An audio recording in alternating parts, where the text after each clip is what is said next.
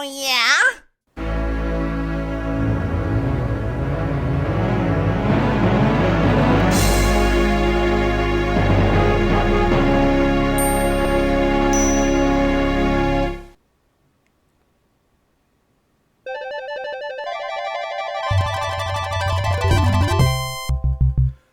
Yo, check it out. It's King's Quest 6, bitches. Yo, it's been a while since we played a King's Quest game. I believe the last one was King's Quest 1, and that was a while back. We're playing the sixth one tonight, which is, it's the high point of the series. This isn't even an opinion, this is fact. This is the high point of the series. Everyone knows this is the best King's Quest. If you think any of the others are better than this one, you're out of your goddamn mind. Like, that's a fact. Let me just say that this game, was one of those early games as a kid that really formed me as a young gamer. Because I grew up playing the Sega Genesis. So, back then, games were very much level-based. Level 1, boss, level 2, boss, level 3, boss, onward until you beat the final boss and then the game is done. That's what I thought just all video games were. When I first played this game, this was the first time I ever had a world to explore, and it completely knocked down the boundaries of what I thought video games were. So, and eventually I would go on to play things like Ocarina of Time, where that whole concept of a world to explore just exploded, and other games too. But this was the very first game I played that wasn't just levels, and it blew my mind as a kid. So, this game does have a special place in my heart for that reason. And as far as what you should know in terms of the story, because the King's Quest series does follow a singular storyline, all you really should know is that in King's Quest V, King Graham was taking a stroll through the woods, because, he does, and his castle is spirited away by the evil wizard Morlack, I think his name is. Anyway, he goes on the King's Quest. He gets to the castle, starts exploring Morlack's castle, and, in the process, he finds a slave servant girl named Cassima. He saves her ass too. And then when everyone's all happy and they find the family and get them all together, Prince Alexander, his son, falls madly in love with her within the first minute because, fairy tales. And he swears that he's going to find her ass. He's like, "Where do you live?" And she's like, "Land of the Green Isles." He's like, Got it, woman. I'm coming to get you." So he goes back home to Daventry, and for months or weeks, he can't stop thinking about her. And that's kind of where this picks up. So we'll go ahead and watch this opening video. And rest assured, this is 1992. This opening video was absolutely fucking groundbreaking. This 3D rendered opening was state-of-the-art, blew people's minds. Keep that in mind when you watch how bad this looks now. This was crazy. It also runs at about 5 frames a second because of the technology of the day. But yeah, let's go ahead and watch the intro. Long ago, in the castle of a kingdom called Daventry.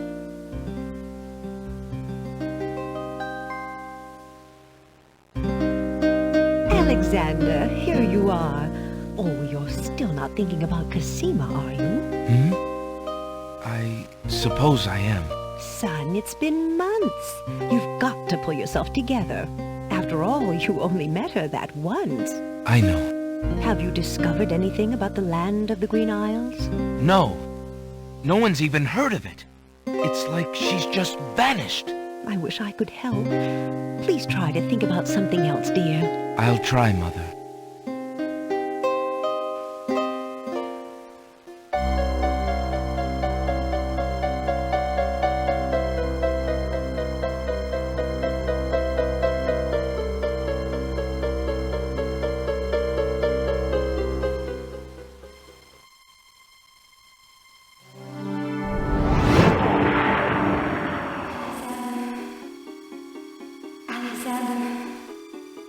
Alexander, I feel so alone. I don't know what to do.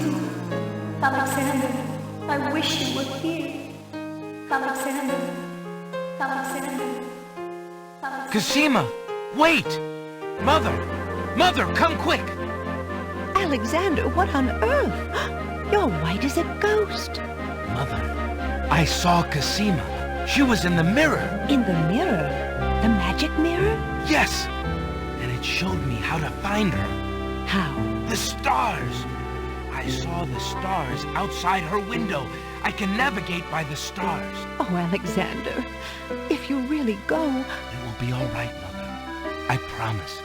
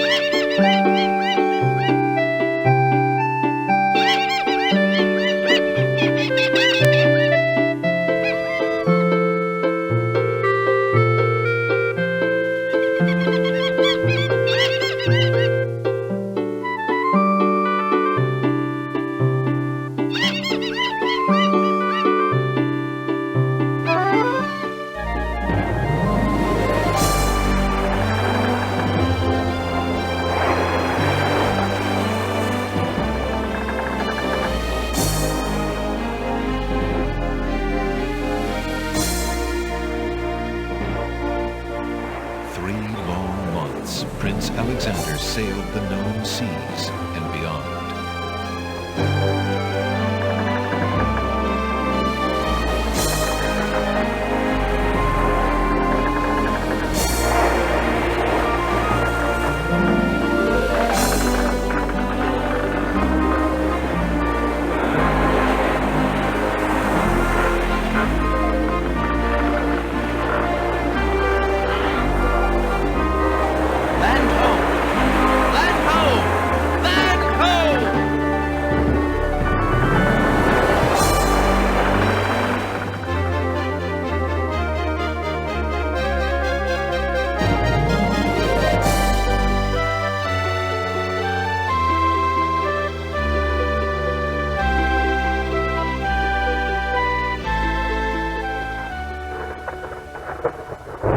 As the ship nears the shore, day turns to night and the sea turns violent.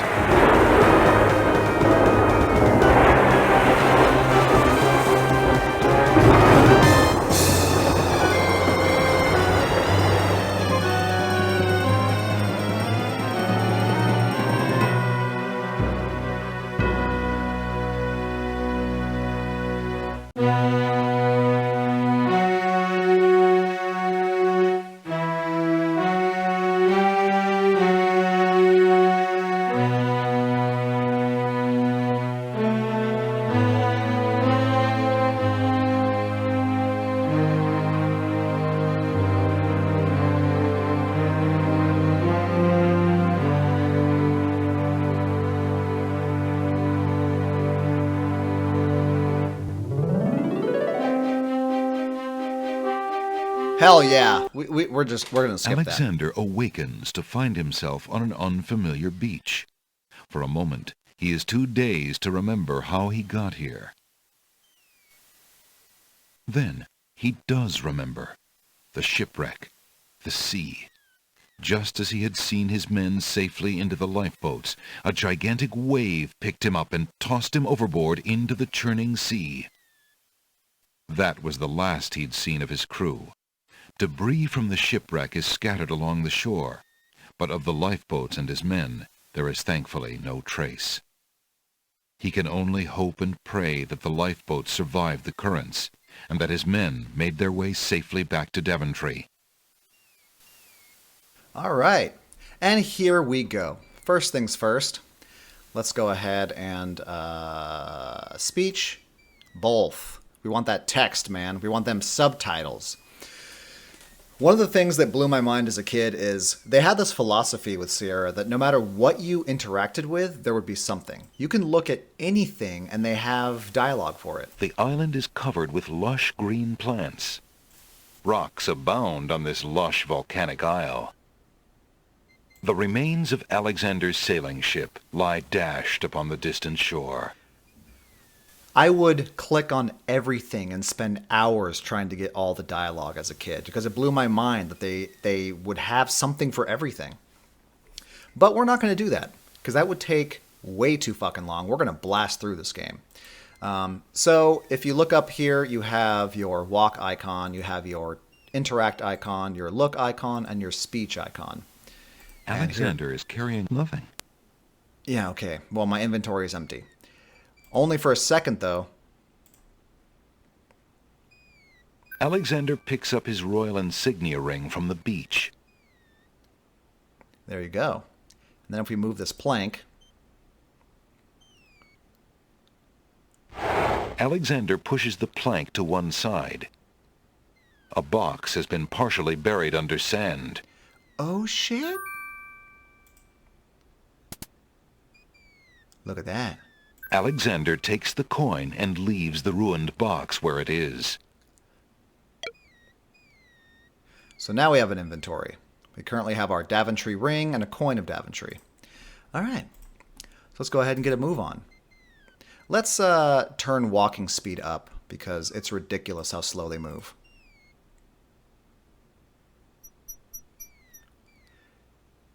And first thing we should do is probably head to the castle. Introduce ourselves, see what's up. You know?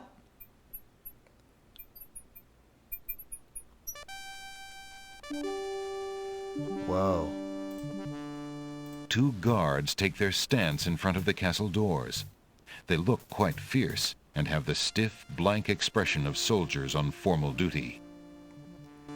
Get it? They're guard dogs.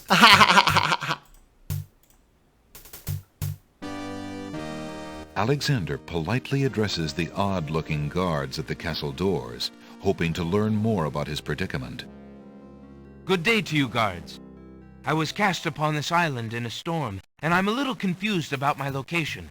Could you tell me what place this is and who lives in this castle? Hey, what is that you say? A castaway? A likely story. We haven't had any foreigners in this part since Alhazred arrived. Don't be so rude, Gruff. He's not asking for any secrets. You're standing on the Isle of the Crown, lad, and this is the Castle of the Crown. The royal family resides here. Rather, what's left of the royal family. The Isle of the Crown? But tell me, am I anywhere near the land of the Green Isles? This is the land of the Green Isles. The Isle of the Crown is the main island, foolish boy.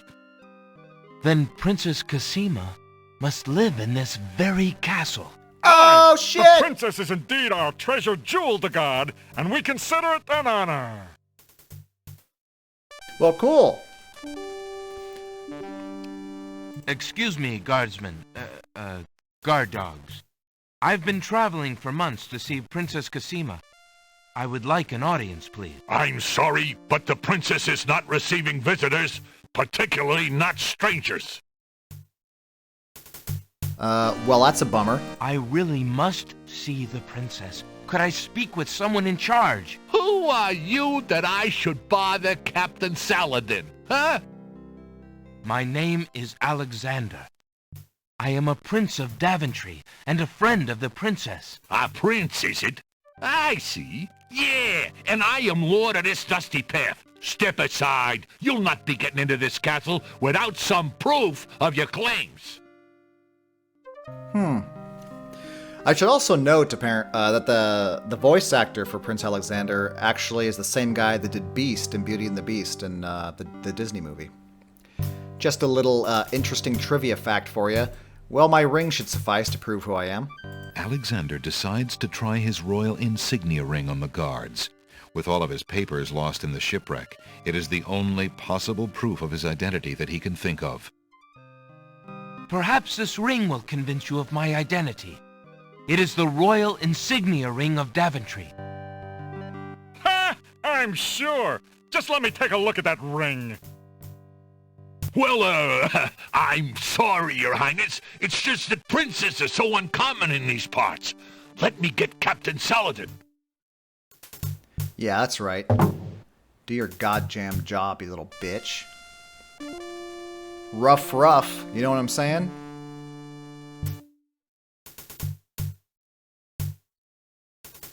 The guard returns a moment later with a majestic-looking creature. Captain Saladin speaks with a voice that is gentle, but reflects a will of iron. Prince Alexander of Daventry, I presume. I'm afraid I'm unfamiliar with your country, but I'm sure Wizir Alhazred will want to meet you, if indeed you are a friend of the princess. Please follow me. Nice. One step closer to that booty.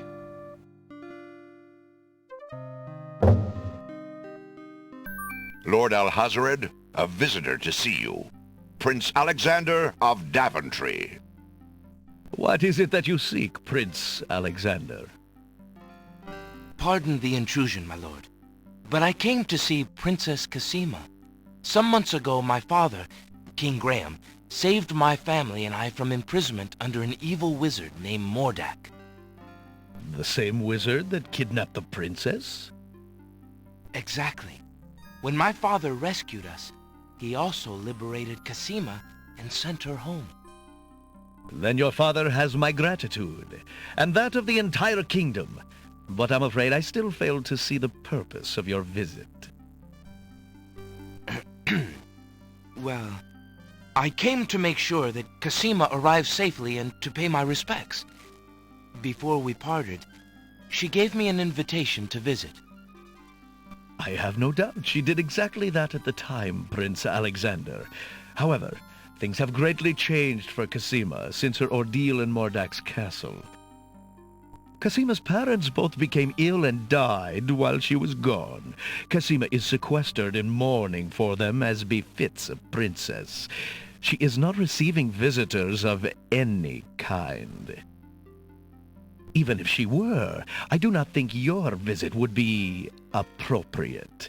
You see, it is time for Cassima to take her responsibilities seriously.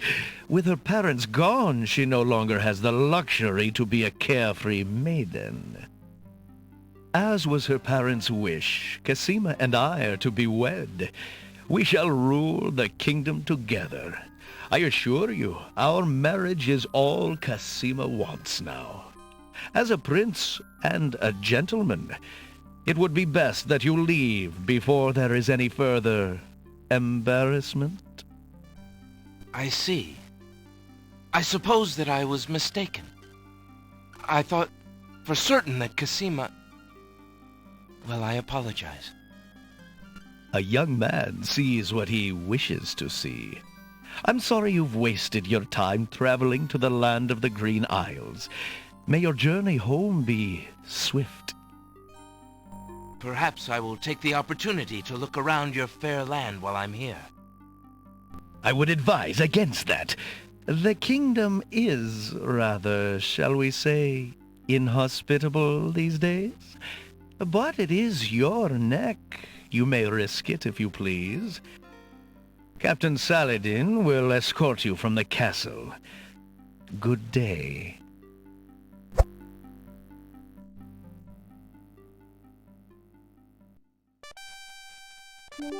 Well, damn.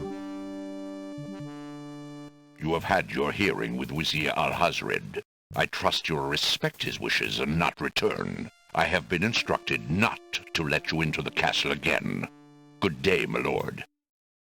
Captain Saladin whispers something to the guard dogs at the castle gate, and they nod with understanding.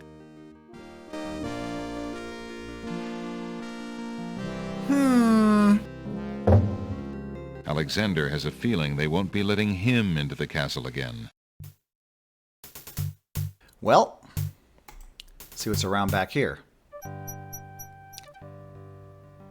Nothing. It's just the side of the castle. Okay. Well, we did say that we were going to have a look around, so that's exactly what we're going to do. So let's head on into the town.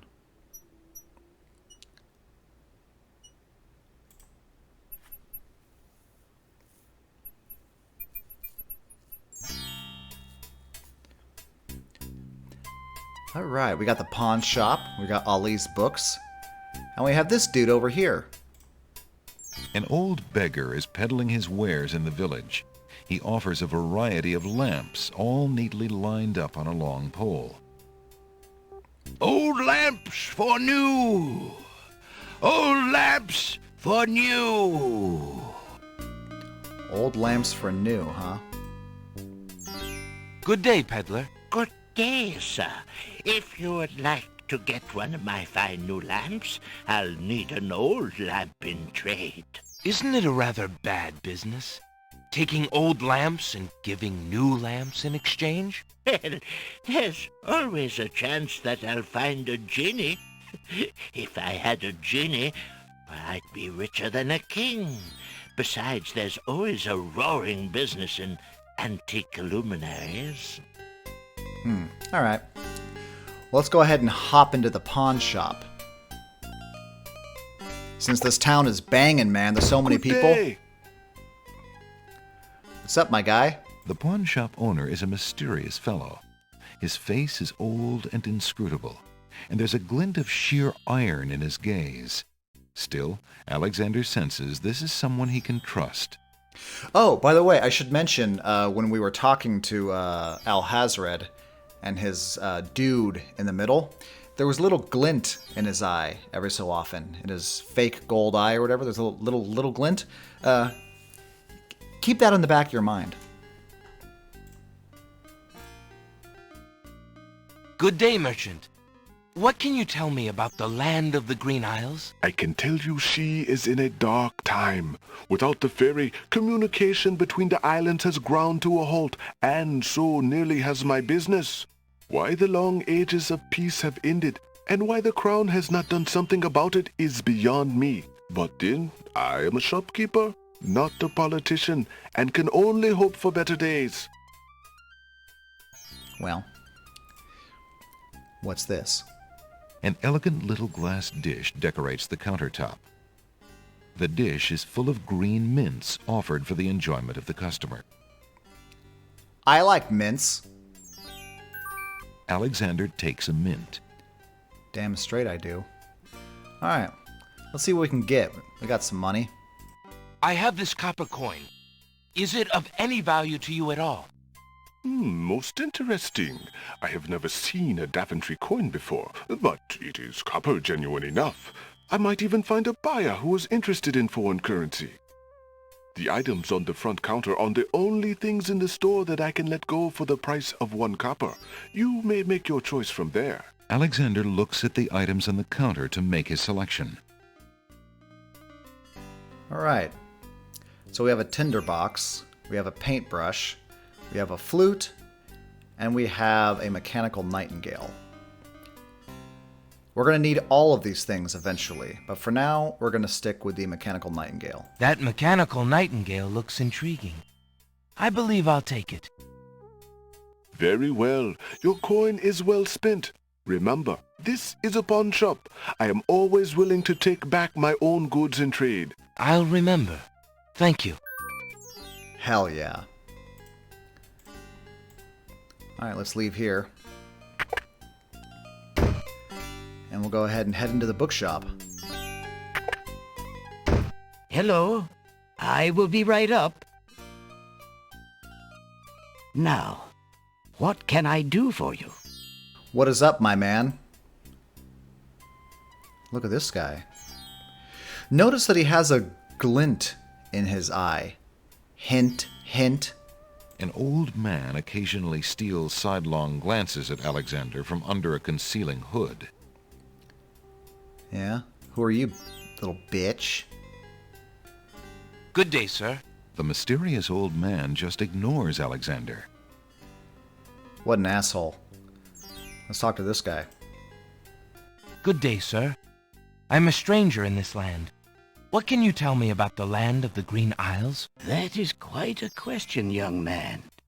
Who are you, and what would you have me tell you? My name is Alexander. I know I'm on the Isle of the Crown, but I'd like to know whatever you can tell me about this island, and if there are other islands nearby. You are indeed a stranger. Anxious is the man who knows not the customs of the land beneath his feet. This island is called the Isle of the Crown, because the royal family's castle is here. Besides the castle, we also have this village, and the docks over to the west. There are at least 3 other islands: the Isle of the Sacred Mountain, the Isle of the Beast, and the Isle of Wonder. At least 3? Does no one know for certain? This is no ordinary land, Alexander. The land of the Green Isles has always been a place of vague boundaries, as if islands come and go. Legend speaks of a 4th island, an isle shrouded in mists. I myself have never seen it. Then, too, the land of the Green Isles is said to exist on the boundaries of this world and the next. Even darker places are reputed to be closer here than anywhere else in the world. That's quite a claim. Claim, yes, but probably just local superstition. We who live here on the Isle of the Crown, at least, sleep well enough at night. Those first 3 islands you mentioned, how might I learn more about them? Ideally, a young man seeking such knowledge would travel to their shores and learn about them firsthand. Meeting the leaders of each place would be helpful, naturally. Unfortunately, the ferry no longer runs between the islands. There has been much political unrest, and it has been too dangerous to travel for years. Perhaps the ferryman can tell you more. He has little enough to do these days. And if you haven't been there already, you might seek an audience at the castle. Thank you kindly, merchant, for all your good advice. But advice is free, Alexander. Making use of it costs much more. Yeah, if you haven't noticed, this game is really goddamn chatty. Let's see. An antique leather-bound book is displayed on a little stand on the counter. On the elaborate cover is the title, Ye Useful Book of Magic Spells. How might we get that? How much for that book on the counter, merchant? It is a fine book, is it not? I obtained it from the estate of the one and only magician this kingdom has ever had. Poofed himself into an aardvark in the end, or so I heard. I never found the spells all that useful myself, but then I lead a boring life. I tell you what, if you can find another rare book, something a bit more marketable, I might be willing to exchange the spell book for it. Hell yeah, we got that noted. There's a couple things that we want to get in here. First, Thinking of Cosima, Alexander decides to leaf through one of the volumes of love poetry. He reads, Thy hair, thy lips, thy beauteous face, and all thy studied female grace have won for thee anon a place within this broken breast. Not bad. And another. Upon the shore the lilies bend, untouched by worldly care, where shadow they her earthly bed, oh, that she were not there. Yikes! And another. What was it when I looked at you? What power has chained me through and through, and binds my heart with links so tight I cannot live without the sight of you? What nameless thing has captured me, and made me powerless to flee? What thing is it without a name that brings my mind e'er back the same to thee? The name of love cannot apply. Its commonness does not decry the haunted, hunted, painful cry that my heart makes for you, that e'er my soul eternal makes for you. A little close to home, that one. Alexander returns the love poem book to the shelf. what is that? Alexander picks up the fallen page.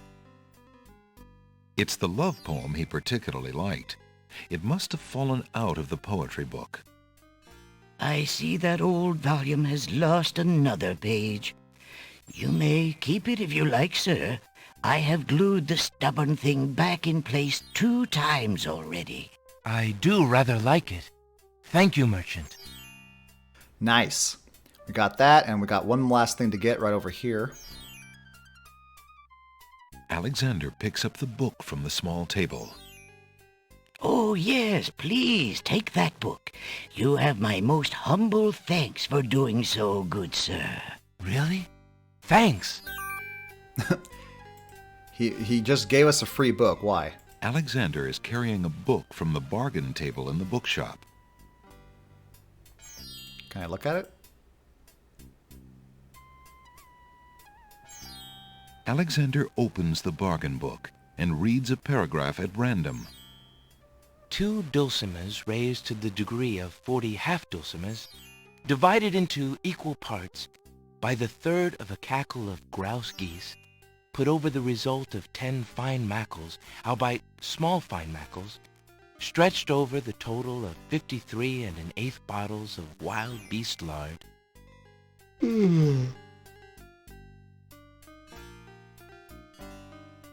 Phew, what an incredibly boring book.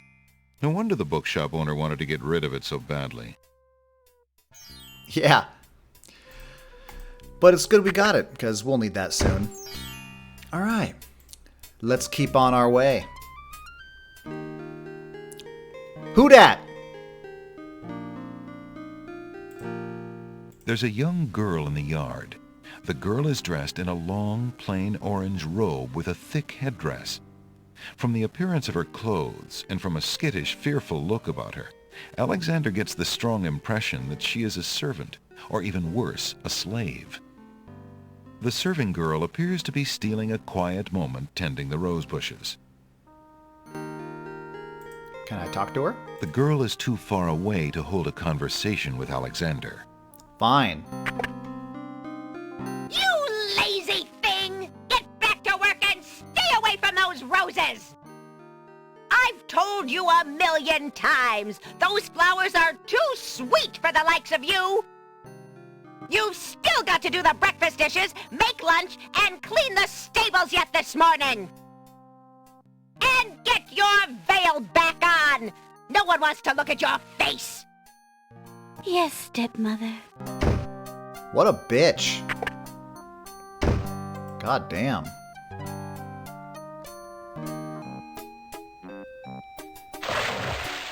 Uh-huh. Hey, stranger, come join me. The water is wonderful, and I can show you the way to the next island. Oh, can you? Interesting, you got that little glint in your eye. No, thank you. Come on, jump in. A little water won't hurt you. Eat my ass. I'm gonna go talk to the ferryman. That's strange. The young boy in the water just disappeared. Oh well, perhaps he just dove under the water. Uh-huh. We're being followed. Yeah, what do you want? Alexander promised. No, click on him. Alexander. Nope, click on him. Excuse me. My name is Alexander.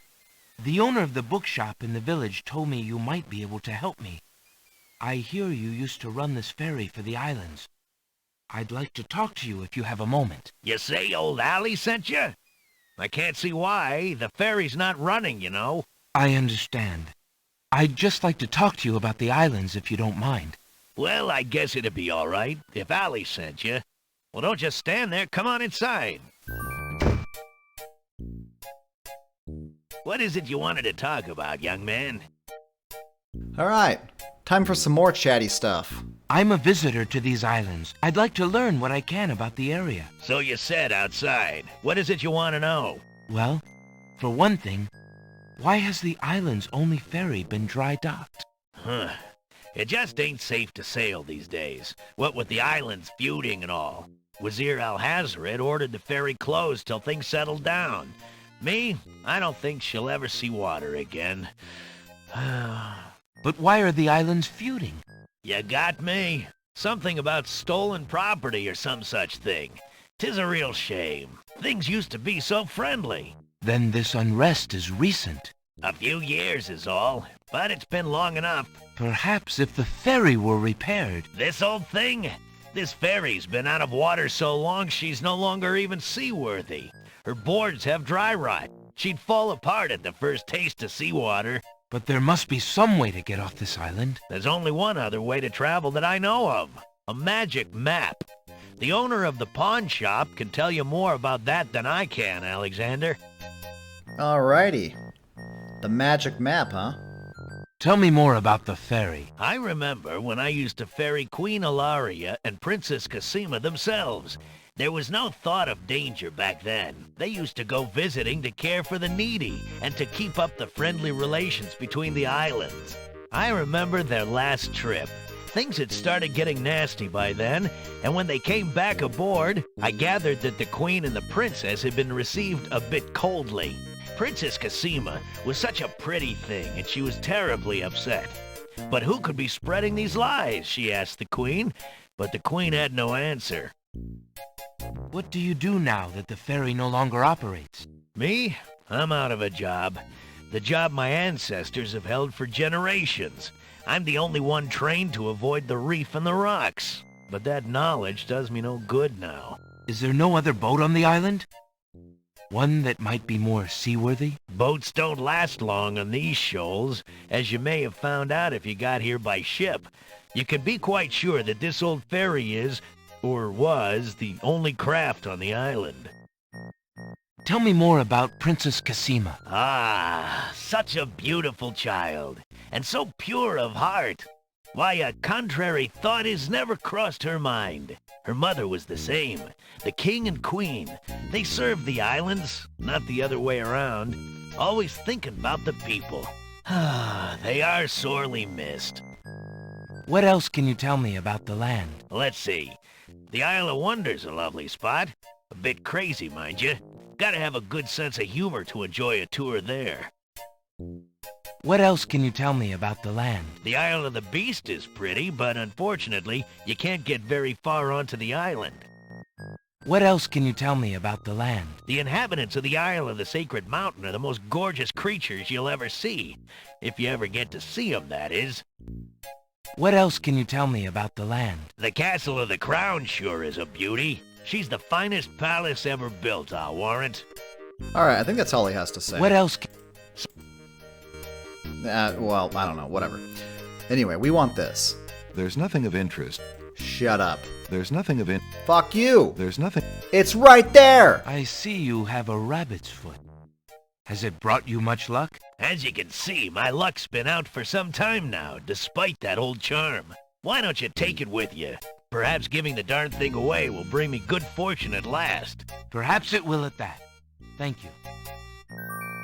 Nice. I got a rabbit's foot. Well, I think I'll be going now. Thanks for allowing me into your home. Posh, not at all. It breaks the boredom, if you know what I mean. Alright. Well, we just got a lead on a magic map, so, we're gonna have to go talk to the pawn shop guy.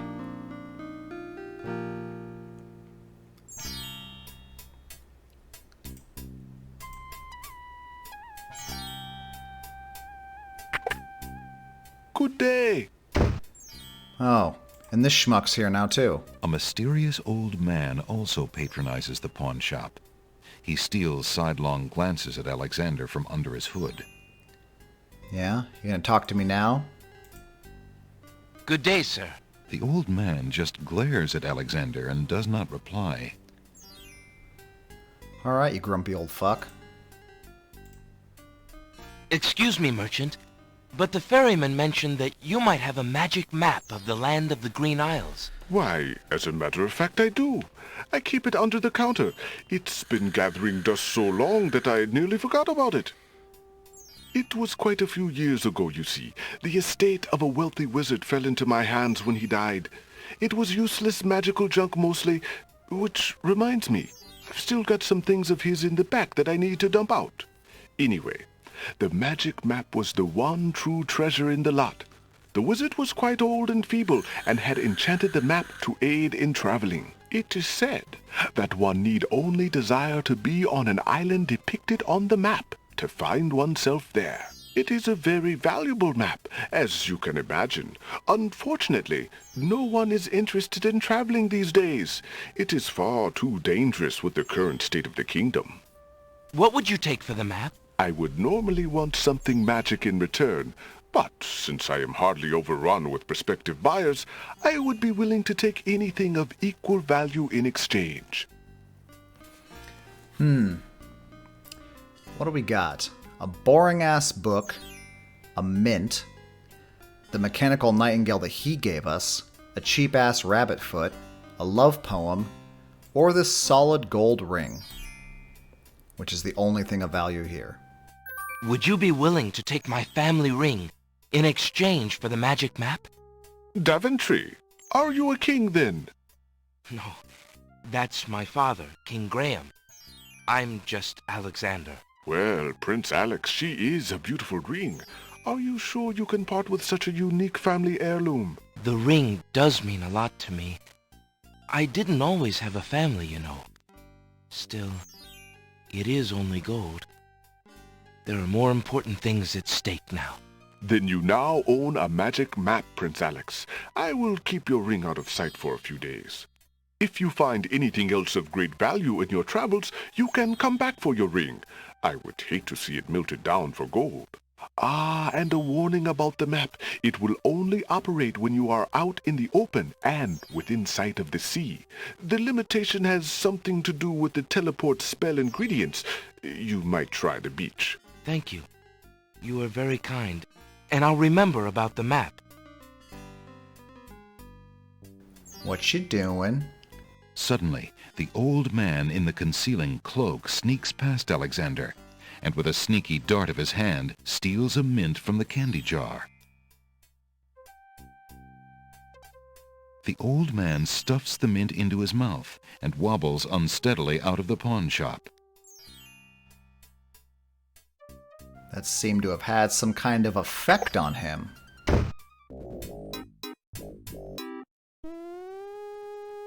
Master!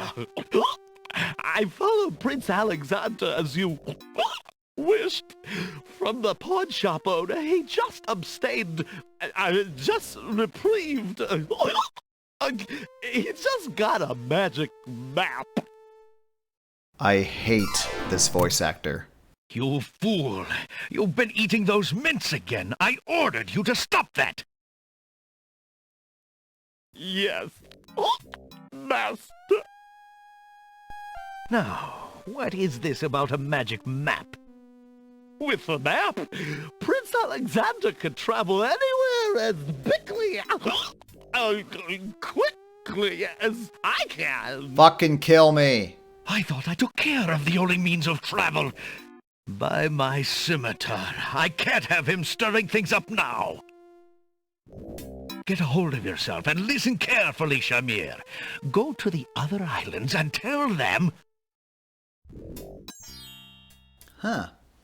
Well, we just found out that the old man in the coat and the boy floating in the water was all this genie who's been taking different forms and following us. He's spying on us for Alhazred, and apparently he's allergic to mints. We'll keep that in mind. All right.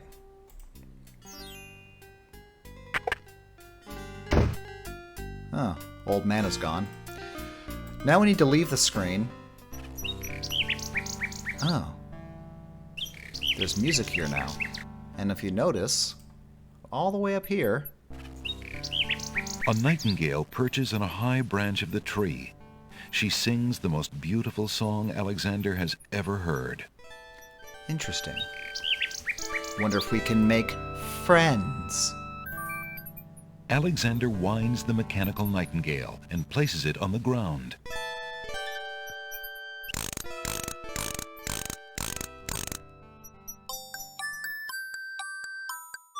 The mechanical nightingale sings a sweet, tinny tune. The real nightingale in the tree cocks her head and listens intently. The nightingale flies to a lower branch and looks at Alexander curiously, as if she were deciding that this human might not be so bad.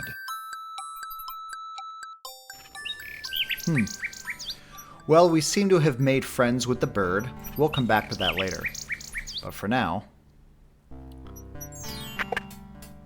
Oh. He said he had some stuff of the wizards to dump out. Let's have a look. Alexander sorts through the odds and ends that the pawn shop owner dumped into the pot. Magic exploding gum wrappers, a shattered crystal ball, a cracked wand, a fake thumb. Near the bottom, Alexander finds a little glass bottle labeled ink. It appears to be empty, but Alexander decides to take it anyway. You never know when a small bottle will come in handy. Yeah. All right. So we are essentially done on the Isle of the Crown for now.